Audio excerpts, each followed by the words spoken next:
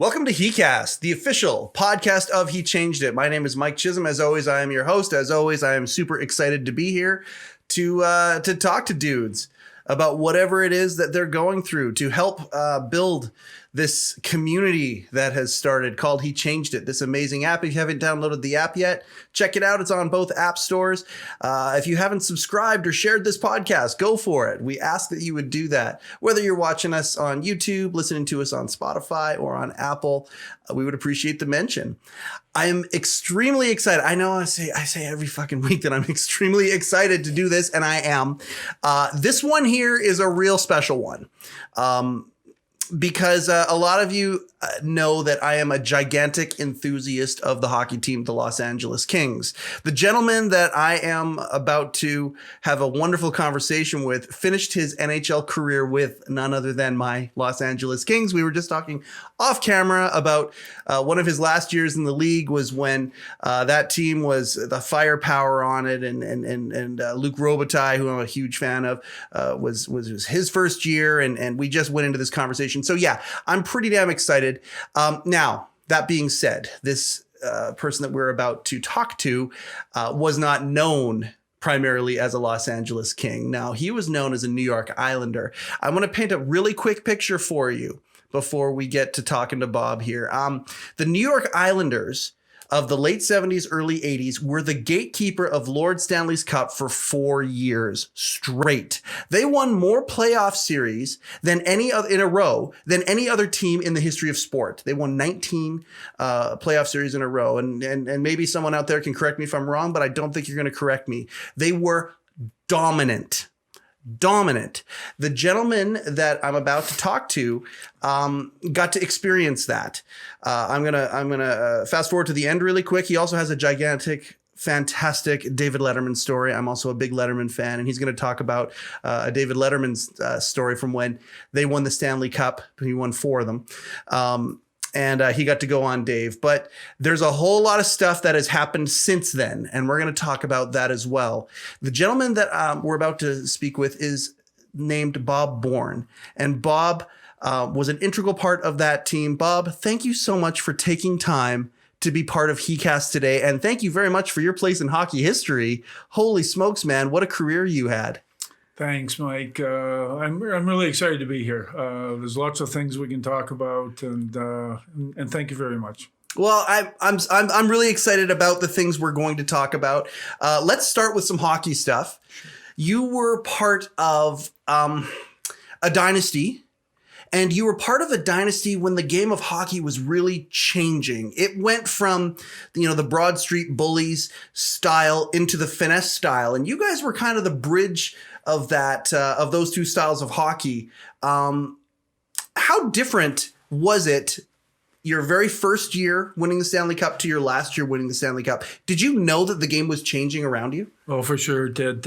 Certainly, the first year we won the Stanley Cup, we had to play the Flyers in the finals. Yeah. And it wasn't the finals that really started to change. It was during the season before. Yeah. And Philadelphia thought they were going to come in and do the same thing to us. And it just didn't happen because we had a really tough hockey team. And so when we got to the finals that year, they couldn't play the way they wanted to, right? Because we had such a great power play, right? If they racked up the penalties, we were going to score. So they had to change their game, and they couldn't do it, and so we won. But that's a really good point, Mike, about going from the first year we won to year 4. Year 4, of course, we beat Edmonton in the finals. Gretzky and Edmonton as they were on their rise. Completely different hockey, just so different. And it's still physical. But it wasn't that nasty stuff that happened in the 70s with the Flyers and us and Boston. And, we had the worst brawl in history in Boston that year during the playoffs in 1980, and things really changed after that. It changed. Do you think that was a pivotal moment? That particular brawl? It changed I think it changed hockey, but I know it changed our team because we were known as more of a passive team. Yep. Even though we had Gillies and Nystrom and we had Gary Howard, we had a lot of guys that people don't even know, Dave Fortier and all these guys, and we were tough. Yeah. And So that after the brawl, it really changed for us. We became more confident. No one bothered us. And we just flew through. The second year we won, the third year we won. We just flew through that, even in the fourth year. And then Edmonton came in, and they thought they were going to beat us. Yeah. They really thought they were going to beat us. And even the odds were against us. And we just won 3 cups. Right. And we beat them 4 straight. You did. And I mean, I remember reading Gretz's book, and he talked about, I forget, it might have been him and Kevin Lowe. And when you guys won your 4th Stanley Cup, they, as the losing team, they were the best in the West, but they got cleaned up by these champions. The learning lesson he talked about, he said they actually had to walk by the dressing room, leaving the building that night after losing the Stanley Cup in 4 straight. And they actually had to walk by you guys as you were celebrating. And one of the things that, that smarts, of course. But one of the lessons that he talked about, how he learned, was he looked in there and he saw you guys, and he named a bunch of players who were like taping up joints, and they were ice packs, and they ice packs everywhere. Got beat to hell because you just have won 19 playoff series in a row over 4 years. It is a crazy, crazy thing. Becoming a champion, it takes work. It does. It takes punishment. And it takes sacrifice. That's why every sport, you'll see this. I don't care if it's basketball or hockey or football or whatever it is. You have to learn the old adage, you have to learn how to lose to learn how to win. Yes. And we went through 2 really tough years before we won. Yeah. We should have won 2 years before. We didn't. But we didn't. We weren't prepared for it. Right. And it's just like, we'll talk more about this later in different avenues. But if you're not prepared, and if you don't know what's going on, and that's way we became so tough mentally. Right. And we should have won a couple more years, but we didn't. That mental toughness, and I think that's what Gretz said to Kevin Lowe or whatever. He said that on the way out. He said that's what it takes to win. Yeah. And I played with Gretz and all those guys in '84 in the Canada Cup. Absolutely. I was going to get to that. And he mentioned that to me so much. Like he says, he said, I couldn't believe it. We walked by and you guys were just full of ice packs. And we weren't really celebrating that much. Yeah. And we were just so tired. We played 150 more games than any other team in the league over those 4 years. Absolutely. Like it's a tough grind. Yes. You had a much shorter summer, and not only that, the spoils of winning. I mean, when you're on top like that, you're in demand. You're going to all sorts of places. You're living that high life. Easy to get out of balance when that starts to happen too, right? Like, be careful when you win sometimes. Well, not really for us. We were all married. Like we were, it wasn't the celebration so much. It was the short summers. Yep. And every team we played, they were up for us, right? So we had to be up for them. Right. And they geared up in extra gear when they knew that the Islanders were in town. That's right. Yeah. And so, but it was kind of good for us over those years. You have to play your best every night. I want to talk about stats real quick. One of the stats, your career stats that I really appreciated was, I believe you have 74 playoff games under your belt, and I believe you have 74 points. Something like that. Or maybe it was in that run that I was thinking of. I have 140 playoff games. 140 playoff games. And I have 95 playoff points. 95 points. So maybe it's in the 4 years that I'm thinking of, or something like that. It was maybe you were averaging you averaged a point a game. Yes, I did during those 4 years. Okay, there we go. And it was exact. And I just is that one of the things on the team that you were kind of known for? Is Bob's the consistent guy? He's just a consistent guy that will. Is that one of the things when you had a role on that dynasty team? What was your role from your point of view? Well, I think what happened during the playoffs, I know my game ramped up. Okay. But here's why. I got a way more playing time because what happened was I could play center, I could play left wing, or I could play right wing. Yeah. And I could play defense if I had to. So if Mike Bossy goes out, which he did in the playoffs quite often, I go play right wing. Yep. If Gillies went out, and he did 1 year for the whole playoffs, I went and played with the 2 Sutter brothers. Mm-hmm. That's when I led our team in scoring in the playoffs that year. So I think it was Al Arbor just depended on me more often during the playoffs. Yep. And he liked to piss me off during the season. And he was a master manipulator. Like, like he came to me one day, I'll never forget this. And he goes, hey, Bordy, Trotch and Boss aren't playing very well. So, Trotch and Boss. Yeah. And he says, so I'm going to put you on their left side. He says, you got to get them going. And I'm going, me? Bob Bourne's going to get them going? But anyway, it was quite funny. So we go out. Wow. I think our line scored 4 or 5 goals. Next night, 4 or 5 goals. I think I had 10 points in 4 games. Wow. Yeah. And like plus 8, 9. It was stupid. And then, so I come to the dressing room the next morning, and I'm with the Black Aces. Yeah. I'm going, Al, what is this all about? He goes, well, we got to get somebody else going, So Yeah. So that was you were the utility player that. So I could play anywhere. Yep. And so that was really useful in the playoffs. Yeah. Oh yeah. Because you get hurt in the playoffs. Yep. In those days, we played 4 games in 5 nights. Right? Yes. Yes. And so guys are hurt a lot. So I could play anywhere, and that's why my stats kind of improved. Yeah. Oh, that's cool, man. Yeah. You got used to winning, and you had this amazing legendary run, a run that, to be perfectly frank, I think gets overlooked many times. A lot of folks. Do you think that the Islanders got overlooked? 19 playoff series in a row. Yeah. No one's ever going to do that again. In any sport. Like any sport. No team has done that, right? And no one talks about that. Yeah. 19 playoff series in a row. Bonkers. I'm very proud of that. Right on. Okay. I tell everyone. It's funny. We don't do much of a pre-interview in these things here. And I didn't bring that up beforehand. I just brought up. So that is a thing. Like, I mean, that team was a dominant team. Yeah. And I don't think they get talked about enough. Part of the question that I have for you is, so you're a member of the New York Islanders. And at that point, the team across the bridge over there, who had been around one of the original 6 teams, hadn't won a Stanley Cup in, I was like 30, 40 years or something. I think they got up to 54 years before they finally won one. Yeah. What was a bigger rivalry for you guys, the Edmonton Oilers or the New York friggin' Rangers? It was the Rangers all the way. All the way. Because every morning you get up, and I think there's 5 newspapers in New York at that time. Yeah. Every morning you get up, and it's a Ranger picture or an Islander picture, and it's and we go to this deli before practice every day. Yeah. And all the papers would be lined up for us.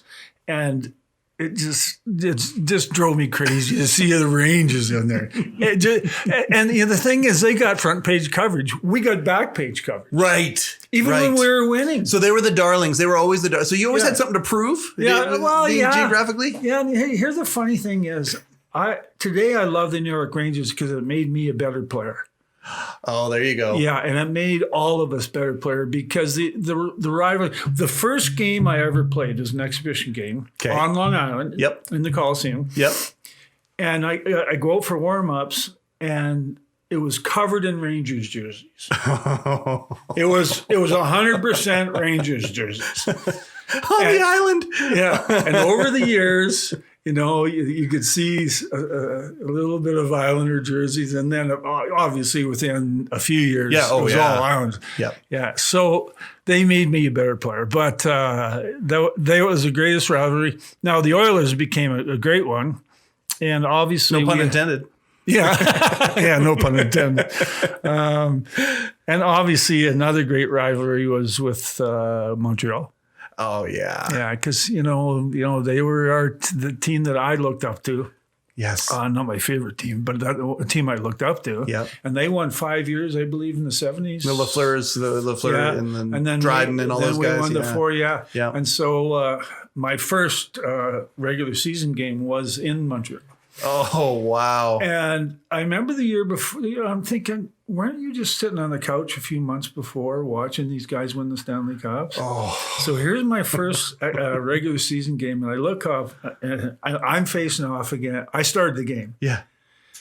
My first face off was Jacques Lemaire. Oh wow! shot over here, Lafleur over here, Got goosebumps right now, bud. Lapointe on defense, and I think it was Sir Savard. And of course, Larry Robinson's there and all these other guys, and Dryden's in goal. And I look up and I see Dryden, and I think, I'm in the wrong place. A pinch me moment. Yeah, it was. It was. And we didn't do bad. We lost 3-1, but we did pretty good. And then the third game of the season, am I rambling here? No. Oh, okay. You keep doing what you're doing, Okay. man. This is awesome. The third game of the year was back in the Coliseum against Montreal. Yeah. And that was my first goal. Oh, no way. Yeah, it was awesome. And we beat them. We beat them 3-1, I think it was. Yeah.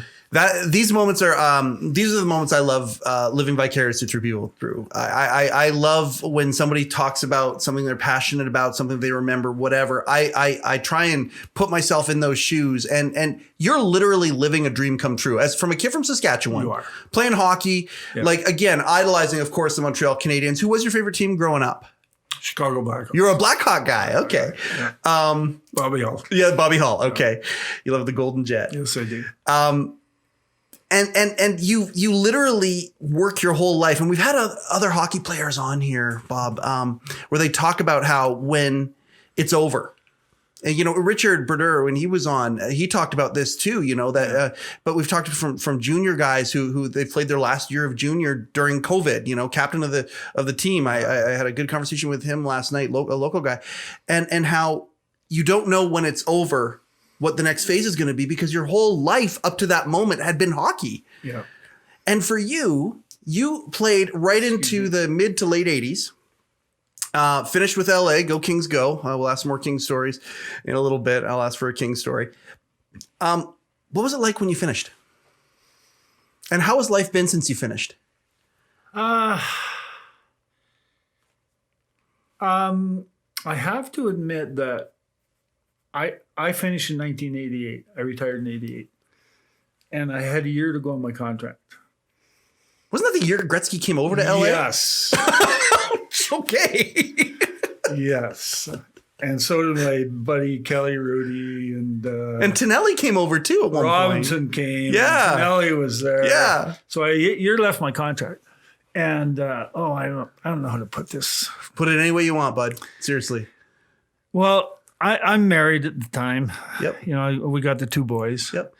But we bought a house in Lakeview Heights, overlooking the water. Beautiful house. And my first year in LA, my wife wouldn't come down. Okay. She refused to come. And I'm not putting anything against Janice, because I love her to this day. But anyway, she wouldn't come down. So I said, well, you're coming the second year. Yeah. So I bought a beautiful house there. Okay.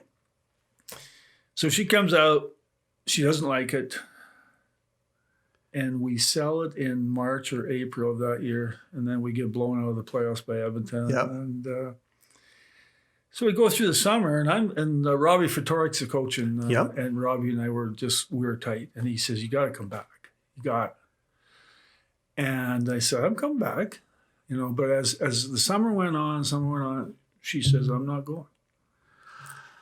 Wow. She said, come on, we got this beautiful house. We had quite a bit of money in the bank. Sure. I didn't make much money playing hockey, but I made a lot of money in my houses. Yeah. Good for you. You know? Yep. And so anyway, I decided to retire. And that's when the trade came and everything. So you retired in July, and then August 8th, that's right. when Gretzky came over. That's exactly right, Mike. Damn it. Yeah. I was pissed. Oh my I was God. pissed. Yeah. And that was such a good team. A great bunch of guys. Yeah. And I loved playing in LA. I really did. Except for the flying around was hard, but Yeah, the travel schedule was is hard. a nightmare. Travel But was really hard, but you played on Dr. Jerry Buss's team. You never Yes. played under McNall, or maybe you would have Oh, had I a year. did. No, you had a I- year under McNall. yeah, I did. Yep. Yeah. Yeah. There you go. Yeah, great guy. Oh Just man, a great guy. I'll tell you this real quick story because I want to make this about you. But this is in 2012 when we went to the finals. Not for the first time. First time was in '93. Thought Gretzky was going to take it for us, but Yeah. we got Montreal smoked us Yeah. out. In 2012, we're in the finals, and we're up against Jersey. We went to Jersey, won the first two, come down. I had to go. Like, it was like me going to Mecca. Did you really? Oh, hell yeah. Oh, yeah. So, I go down, and I didn't have a hotel. I didn't have a plan. I didn't have anything. And I was wearing a red Drew Doughty autographed Team Canada jersey. Oh, okay. So I stuck out like a sore thumb. I'm used to sticking out as an LA fan. I'll go to Vancouver or any other city. Yeah. I'll wear the colors and I stick out. So when I went down to LA for the finals, I wanted to stick out. So that's why I wore the red Team Canada jersey. Yeah. Well, the president of the Kings saw me and he pulled me into this party that was happening, and it was on the roof of Staples Center. If you look behind the Staples sign, there's a foyer and a party party area that's happening, fake grass and all that shit. Yeah. And I look, and there's ice sculptures with the Kings logo on it. Fox Sports West is putting on a big spread for the LA Kings Game 3 of the Stanley Cup Finals. And Tim Lewicki saw me and he pulled me in. He liked the jersey, I guess. He's like, oh, I'm from Kelowna. Never been here before. I don't have a hotel. I'm just excited. I've been a fan since I was a fan. He goes, this party's for you too. He puts his arm around me and brings me in. The first two people I see as I walk through the doors is Bruce McNall talking to Wayne Gretzky. And I'm looking at Bruce's smile. Yeah. He looked like he just looks like a guy who is passionate about what he's passionate about. Beautiful and just man. Yeah. He made his mistakes. Of course. But he was beautiful. We used to go out and I golfed with him a few times. Oh Bernie Nichols and Jimmy Fox or Marcel Dion or any of these guys. It was just so much fun. And he would come out all the time and play with us. He was one of the boys. He's just one of the boys. Yeah. And, after a game, he'd come in, win, lose. He'd be slapping you in the back. And he was a great owner. I'm so sorry what happened to him. Yeah. Yeah. Absolutely. Yeah. Well, we talk about, mistakes and how long in we stay in life's penalty box after we make those mistakes, and sometimes how they can stay with us. So, okay, you retired. Yeah. How was life transitioning from hockey into life with us regular mortals? It was really hard, Mike.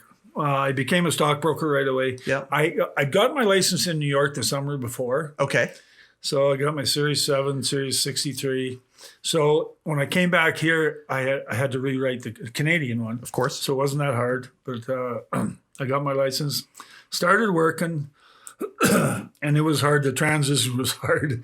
I'm up because the market opens up at 9 o'clock in New York, which is 6 o'clock our time. Yep. So I had to be at the office at 5 and stuff like that. And I didn't like that. I can imagine. But what a transition. Like, oh my God. It took me I only stayed there, I think it was like 3 or 4 years. And I just got so bored and stuff. So got out of that because, we had some money. And then I worked for Mutual Life. I went there for a while and did the financial stuff and got bored with that. And then I sold real estate. And what I found out about my life is I'm not a salesman. So what happened was we started doing this hockey tour all across Canada. It was an old timers tour, and we went everywhere. We went to none of it. Wow. We went to St. John's. We went everywhere. It was the best time of my life. Who was on that team? Oh my goodness. Just a bunch of characters. Gary Lehman. Yeah. Bernie Nichols. Oh, wonderful. Two of my best friends, Larry Melnick and Ronnie Flockhart. Oh, wow. Richard Brodeur played a lot of goal. There you go. Billy Smith came out and played. Wonderful. Butchie Goring played all the time. Dave Schultz came out. Dave Schultz. We would only take 8 or 9 guys. Yeah. Because that's all we needed. Yeah. Yep. Oh yeah. Yeah.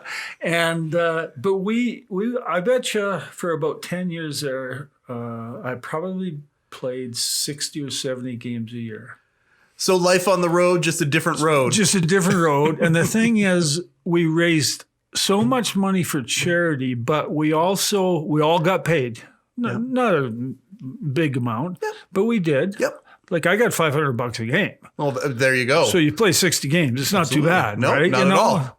And way better than a beer league. Geez, I hope Revenue Canada's not listening to this. I think the statute of limitations says I think so too. Now. I think we're all right, bud. I think so too. But we had so much fun, but It's been tough. It really has. I've lived alone a long time. I got divorced in 92. Yep. I've had 3 or 4, beautiful relationships, but they last 3, 4 years. But I've been alone a lot, and I've been alone a lot lately, the last few years. And not just COVID. No, not just COVID. Okay. Just alone. What have you learned in that solitude, Bob? Do you like being alone? Have you learned, have you learned about yourself? I think the greatest lesson in life is how to learn to live, to be alone. Alone. Be comfortable in your own skin. Be comfortable in your own skin. That's the hardest lesson. And I know a lot of guys, it's tough for them. I'm not patting myself in the back here at all, but I've gone through some problems. I've had a lot of alcohol problems. You had substance stuff. I did. Yeah. Was it just alcohol? Yes. Yeah. That's pretty common for guys. That's a trapping that can happen to athletes from your era. A lot of guys I know. Yeah. And I can honestly say I don't think I drank more than anyone else, but I drank too much. Yeah.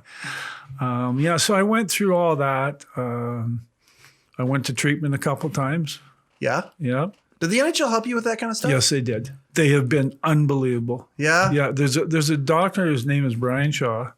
Okay. I just love that man. He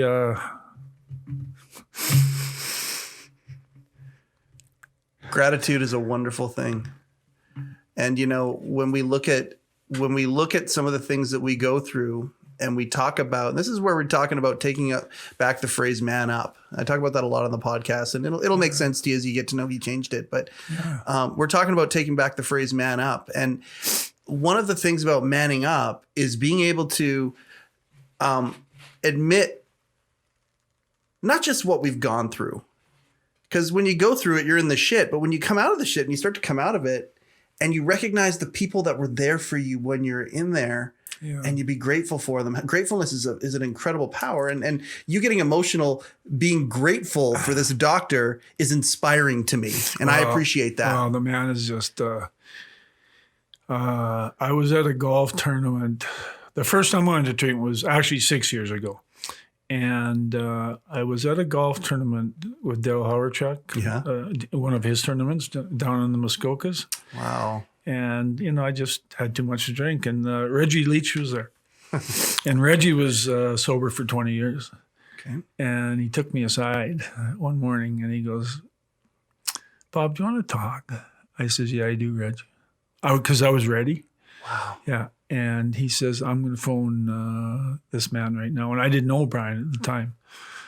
And so Dr. Shaw called me right away. And he says, when do you want to go in? And I says, as soon as I get back. Because I was going back to Kelowna the very next day. He says, and he had me in a treatment center in 3 days. Holy shit. On Vancouver Island. Wow. Yeah. And so when you talk about the help, and it's very expensive. Yes. And the first time I went, it's normally the second time I went was only 42 days, but it's normally a 60-day program. Yep. I ended up staying 120 days the first time. Oh, wow. And so they had to pay for all that. Yeah. So it was over $100,000. Wow. And so I would talk to Dr. Shaw once in a while, and so I got out. Stayed sober for over 3.5 years. Yep. And then COVID hit. Yep. And I was just stuck in my little place there, and the shit hit the fan. And so... what does that mean when the shit hits the fan? Is it one bad night? Is it a bad week? Is it a bad month? Is it a... It was a bad 8 months. Okay. I just kept going, Mike. I just kept going and going. And finally... And my sister lives in town. She's a beautiful person, and... kind of babysits me and stuff, and it wasn't she wasn't mad, but she said, you got to do something. Because I was falling all the time, like literally falling. Oh yeah. Wow. Oh yeah. So you get like blackout. I had blackouts. Drunk? Okay. I started getting blackouts. So anyway, what happened was I tripped on a curb and I fell into a 4x4 steel post. God. Yeah. And so I knocked myself out and stuff like that. I had scabs all over my head. And I used to have hair down here, but and my knees were a mess. But anyway, she said, you got to do something. So I called Dr. Shaw the next day. One day later, I'm back in the same treatment center. So anyway, when you talk about I don't want to prolong this, but No. they have been wonderful.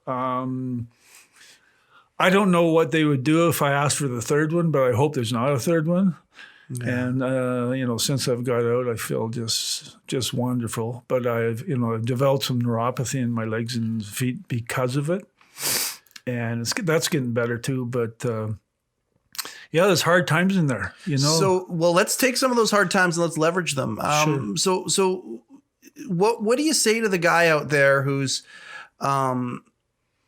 having a few too many, a few too much, a bit too much, and knows it, and knows that, like, that awakening, like, clearly you said you were ready, Dr. Shaw, Reggie Leach giving you this opportunity, but you said yourself, I was ready to talk. Yeah. Okay. So what would you say to the guy out there who is maybe knowing some of these things about themselves, where they're ready to kind of face that?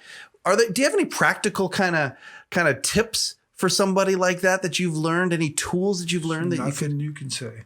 Really? There's nothing you can say until they're ready, until they're absolutely ready. Right. And I knew the second time, I knew I was ready. Now, I will admit, since I got out the second time, I've had a couple stumbles. Sure. And one morning I got up and I said to myself, I'm a different man than I was 2 months ago, even 2 months ago. I got up and I says, why are you doing this? Like, why are you doing this? Why do you want to feel shitty every day? Yeah. I felt shitty every day. Yeah. My legs felt shitty, my feet. And I'm going, are you stupid? But that's the problem. You think you are stupid, and you think you've lost everything, and hope is gone. Pardon me? Hope is gone. That's a very good way of putting it. And so one day I woke up and I just said, and I don't know what happened, but I'm very spiritual. Yeah. And I talk to God all the time. Yeah. And I think he just said to me, I'm going to give you this. I'm going to give it to you, and don't ever lose it. And so I just woke up and I felt just so good ever since. It's so strong. And I'm doing things now that I haven't done in 5 years. Here's a funny story. Upper Deck. Yes. Okay. Know them real well. They send trading cards to us. Absolutely. Okay. And we get paid to sign a card. Yep. Right. Like I get $6 a card. Sure. So it was about a year ago. We'll talk after, by the way. I need some Bob Bourne stuff for my Kings room. So okay. We'll talk about that. Okay. I know they're mostly Islander ones. We'll find a Kings one. Okay. But anyway, they sent me 100 cards about a year ago. Yeah. They're still sitting on my coffee table. And since then, they've sent me 500 more. Now, so what's that, 600? Yep. Times 6, that's $3,600 US. Yep. And it's just sitting there. Yeah. Well, I started. Yeah. I've got a bunch of them done now. So I think I've turned the corner. Well, they say there's nothing more powerful than a made-up mind. Yes, exactly. And I know myself. Yeah. And when I make my mind up, I'm done. So I think I'm done alcohol, period, the rest of my life. That's awesome. I really believe that.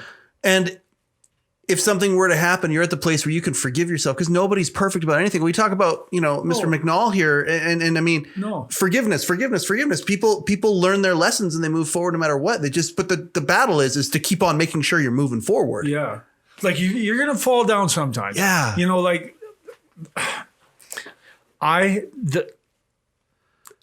We have a couple Zoom meetings a week, right? But we also have who's we? Like, I don't need names. I'm just saying, is it a group? Is it a therapy session? People from Edgewood, where I went to. Okay, yeah. Okay, those people. So counselors and people stuff in the group. Exactly. Others who are, support group, essentially. But my favorite meeting is, it's a bunch of, I'm not going to say old timers because there's some guys, there's some 30 guys in the 30s there. Mm-hmm. Excuse me, Mick. But we meet every morning. Well, I don't go. You can go every morning. There's a meeting every morning that you can plug Monday into through if you want. Saturday. It's a coffee meeting, and there's 2 guys that are in their 80s, and then there's a couple guys in their 70s. 4 or 5 guys in their 60s. But anyway, there's probably a group of 40, and only 10 or 12 show up every morning. Yeah. But I go twice a week. I go every Wednesday and Saturday morning.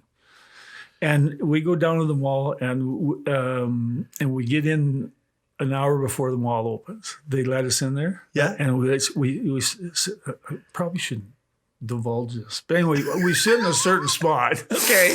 We have coffee. And that's my favorite meeting. And it's an hour. And there's usually 10 or 12 guys. Yep. And we don't talk AA.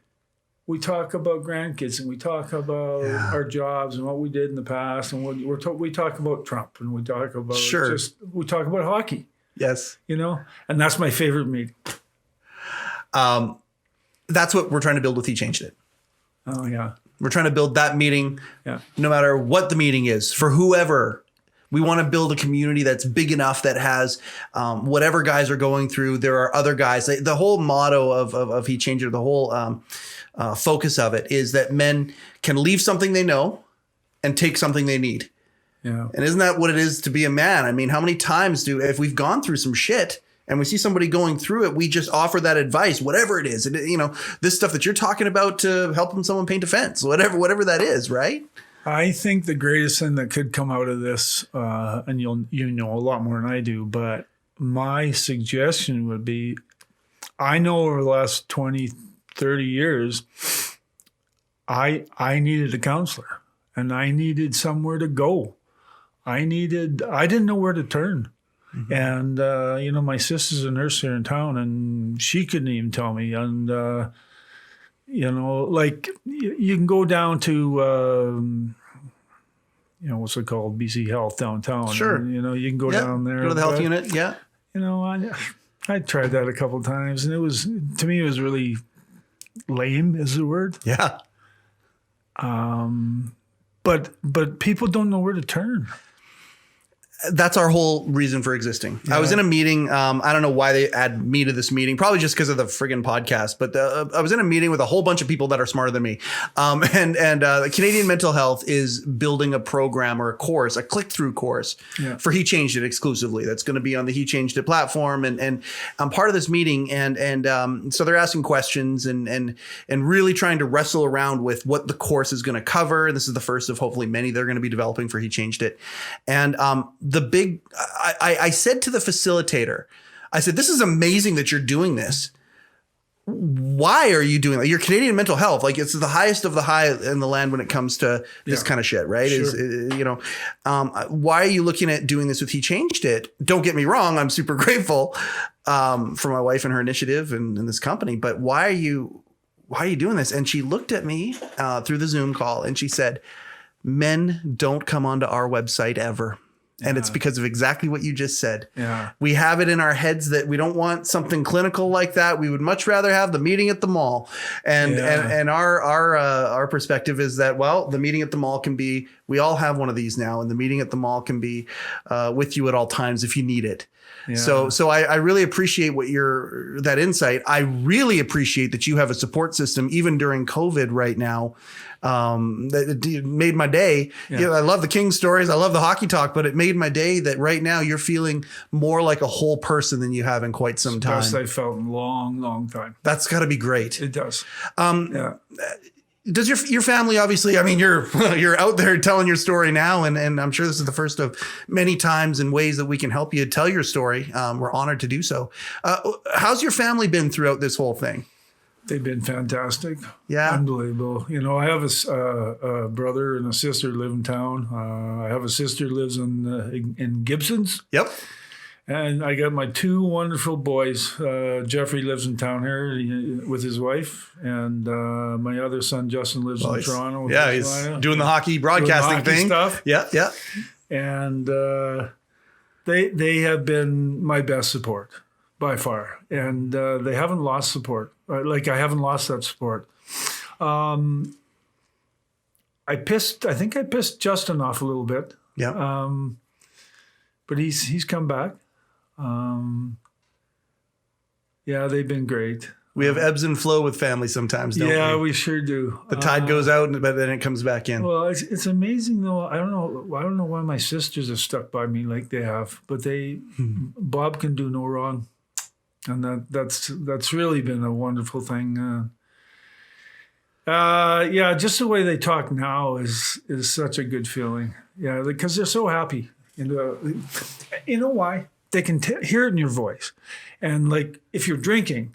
My sisters can tell right away. Okay. Oh, yeah. Oh, yeah. And my kids can too.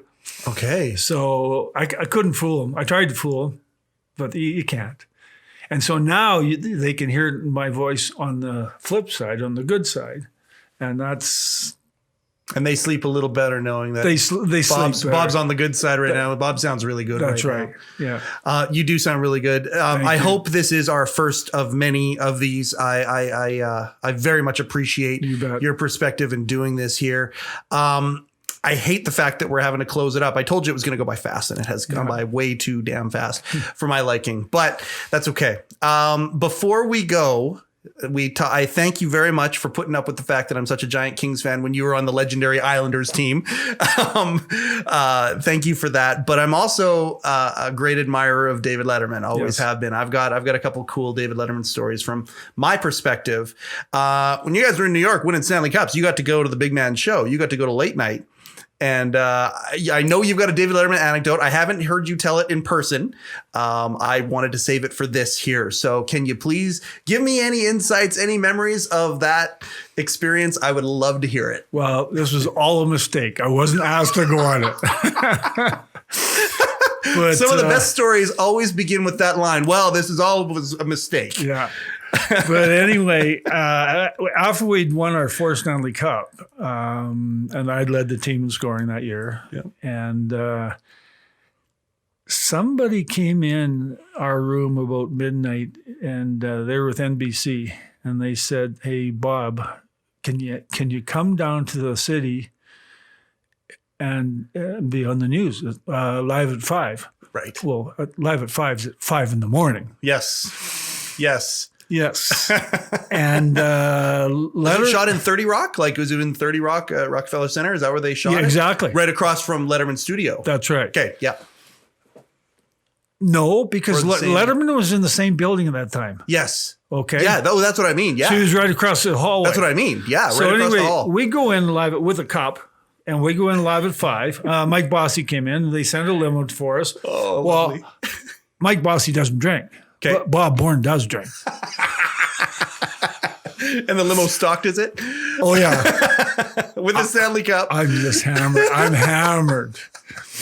And Boss doesn't drink, so he's mad at me.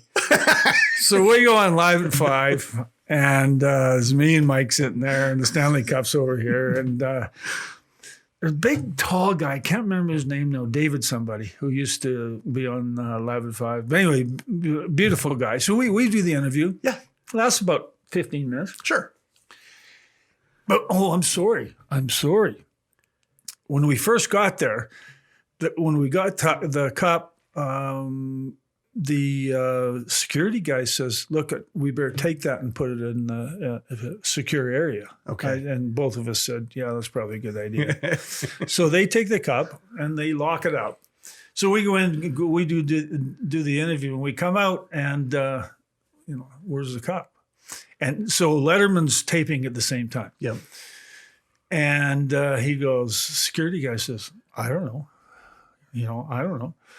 And then another door opens up, and he peeks his head out, and he goes, "My guy." And I look in, there's Letterman.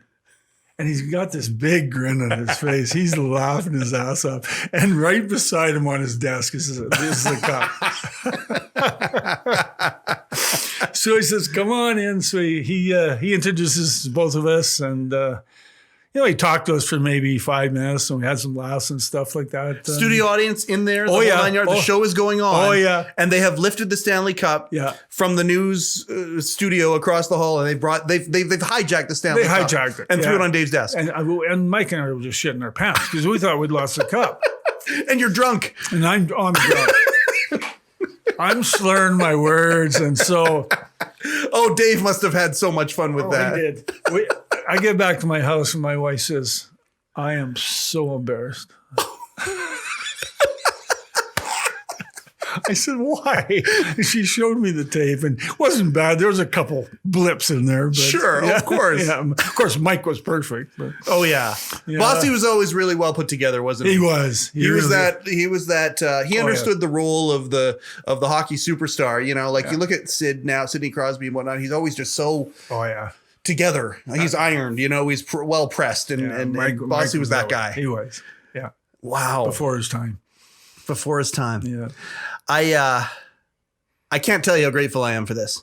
This is awesome, and I think we're gonna go beyond this. We'll do I it think. again. And, oh god damn, Yeah. yeah, absolutely. Yeah. Bob, do you have any last words that you would like to kind of leave with anybody who might not be in the place that you are right now? You know, they're in that place. You're in such a good place right now, and I can feel your energy. I can feel it. See the light coming out of you. For those who are, and it is temporary. Yeah. Like, I think a lot of these guys who are in this dark cloud, they don't realize that it's temporary. Well, what I'd like to say is most of us don't know how the NHLPA has evolved and how much it cares now. And it didn't for years and years. But there's help there. Just call the NHLPA and call Dr. Shaw and but you've got to make that first call. And no one's going to do it for you. Make the call. What you just said is specifically to NHL folk, and I appreciate the fact that you have such a heart for this, because you know there are a lot of guys from the NHL who are who had hockey experience who are hurting. But the greater message of what you just said is being able to make that call to somebody, whoever that is. There's a Dr. Shaw, quote unquote, in everybody's life. You just got to ask for them. You have to. And to come into your life and do that.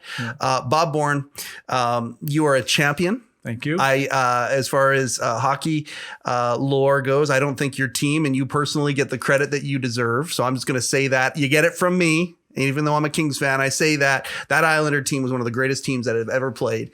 And the fact that I got to sit here and talk to you, not just about hockey, but to actually go deeper beneath the surface, has been a great honor for me. So thank you for taking time out of your day to be here. I really appreciate it. Thank you. Until that next time.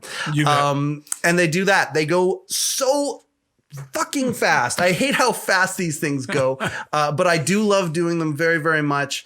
HeCast is growing. We ask that if you can share it, subscribe to it, share it. And if there was something here that you really enjoyed, send it to somebody, send the show to somebody in a message. And there is hope. And not every day is going to be those days where you don't like yourself. You can get back to that place where you love yourself. And I just am so grateful to be part of this He Changed It journey. That's another episode of HeCast. So for HeCast, the official podcast of He Changed It, my name is Mike Chisholm. Go change something.